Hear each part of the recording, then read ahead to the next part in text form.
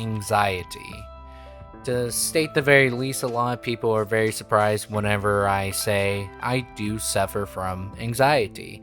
Now, it isn't just the hyperbolic sense of anxiety that a lot of people start using to justify their actions and everything of the sort. Most of the time, whenever I have anxiety or an extreme case of anxiety, it's all internalized. It's kind of like your own form of torture because you can't really help but do it, but you want to stop yourself because it's obviously causing you quite an amount of distress. So recently, I was watching a Mama Max video, which he does really awesome content, and to say the very least, if you like Hotline Miami, you really love it. But one of the things that give me so much anxiety watching the videos is not all the extreme cases of violence or anything of the sort. It's what he's hunting down, the predators. And it's not a secret. I've always wanted to have kids, right? That's like one of my ultimate goals, to eventually get married, have kids, and settle down, right? And one of the things that scares me so much and causes like extreme anxiety spikes is whenever I think about generational gaps. So the fundamental problem is that predators are again very creative in which how they bypass certain barriers that parents can create to prevent their child from interacting with these individuals. They get so creative to the point they will do something that you have never thought about in your entire life, and it becomes scary. One good example is TikTok. TikTok, these predators start creating private accounts, and they generate a key for people to interact with their content. And they will purposely seek out individuals that are obviously way too young and basically send them that key, basically saying, hey, watch my content. And already they sent basically pornography to a child. And although that is not something that's like extremely, you can never have predicted this or anything of the sort, the problem is, how do you combat that? Because to me, that gives me a great sense of anxiety. I don't want to expose my future kids to anything of that sort. I don't want to expose even myself to that. Thank you very much. Random stranger on the internet, stop sending your genitals to random people. That would be highly appreciative. But the problem with it is I can't help but think about it, because I currently understand how Snapchat and TikTok works, but there's eventually going to be more social media that keeps a lot more privacy comparatively. You think Snapchat, where it automatically deletes the chats after so long, and TikTok are crazy about how much privacy that you can truly obtain, and I mean truly obtain.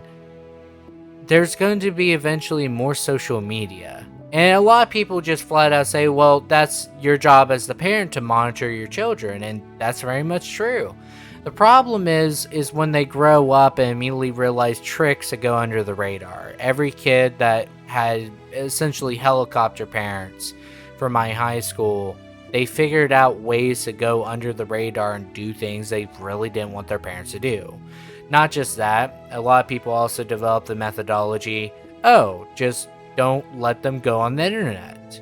Well, the problem is once they get introduced to the internet, now they have no way of really knowing what they're about to walk in on. And that is even worse. That's like, instead of educating your child, you just decide, I'm just going to make sure they never interact with it, so they never have to deal with it. The problem is the world itself. the internet has basically became a necessity under a lot of conditions. You want a job, go on the internet, fill out an application. You want to learn about something, go on the internet, figure it out yourself. All sorts of things, right? So you can't just keep your kid off the internet. They have to have that. Plus, not just that, every type of extracurricular activity nowadays has a Messenger Facebook group, or it has a Discord, or stuff like that, right? So, the part that gets me so anxious, right? It's not sensible. I understand it's truly not sensible. But it's the anxiety that I feel like there's not a lot I can do to prevent certain things. And ultimately, that is the truth. You can't predict everything. You can't do this or that. And sometimes things will happen that you didn't really want to happen, but they have to happen. You can't prevent everything. But I also don't want to have something I brought into the world affected by the issues that we have today. So that gives me so much anxiety. And it spikes in the middle of the night. Like, I'm just sitting there trying to go to sleep and everything else. And suddenly, bam, it immediately spikes. I can't control it. There's not a lot I can do. And I just have to try and think about it. Well, I can try and not think about it, but it doesn't really get me to sleep. So, within a lot of instances, those options, obviously, they have their upsides and downsides. Maybe you can have more of monitoring, but also educate your children on certain manipulation tactics predators can employ. That way, so when they see an individual texting them in a certain manner, don't go further. You have to have a form of level of trust, because even I have posted things on the internet that I didn't want my parents to see. I mean, hell, I made Shelter, which is a giant song based around domestic abuse that happened in my household. I certainly don't want my parents to see that, so I can't really blame a child for wanting some privacy from the parent. But also, with privacy comes unknown. I think that's what scares me the most, because I don't know. And I'm not big on social media. I know a lot about social media currently, but I don't actively pursue social media. I mean, heck, you could figure that out just from my Instagram alone. So it really bothers me. Really bothers me, because I know that there will be more and more social media. There will be more and more possibilities of a predator interacting with my future children. It bothers me so much. Then, another thing that gets me like super anxious is text messages. Text messages always got me super anxious, and as you guys already know from missed phone calls, it was because of a friend who unfortunately took their life. They took their life, and essentially it was originally started through a text conversation that eventually led to a phone call. I missed several of the phone calls until I eventually picked it up. We had a short conversation before they proceeded to try and overdose. So, every time I receive a text, I get immediately anxiety spikes. I don't know what the conversation is going to be before I go into it. And a lot of the time, it really bothers me. It really bothers me when there's texts or phone calls, but I can't avoid them. That's one of the problems. I wish there was like similar to an email system, maybe, subject matter, and then you can go into the email knowing what the hell you're reading. I wish there was something similar to that of text. Um, like you get a small little portion of the text, like whenever you look on Messenger or your SMS and stuff like that. You get like a small preview of the text, but the problem is that when it doesn't show everything, it's like a Trojan horse. Like when it starts doing ellipses and you can't see everything, that's also what bothers me, because they could be like, "Hey, everything okay?" And then you just say, "Yeah," or "I'm decent currently," or stuff like that, and then the conversation progresses in a direction in which you were not originally wanting it to go. But that's like any conversation. That's like any conversation. A lot of the time, I feel like I actually walk on eggshells with a lot of people. And that also gives me a lot of anxiety. Just it's not that I care all too much about how people react or interpret what I say and do and stuff like that. If I've done something wrong, I can easily apologize and make up for it with my actions. I can do all sorts of things, but it feels like I walk on eggshells whenever it's a conversation in which I'm just doing basic things and the other person starts reacting hyperbolically. It really starts bothering me, and the anxiety spikes there too. Because I can do public speaking, I can do a lot of things that would stress out a lot of people without stress, but I also get in the mindset beforehand, this is what I'm doing. This is what I'm prepared for.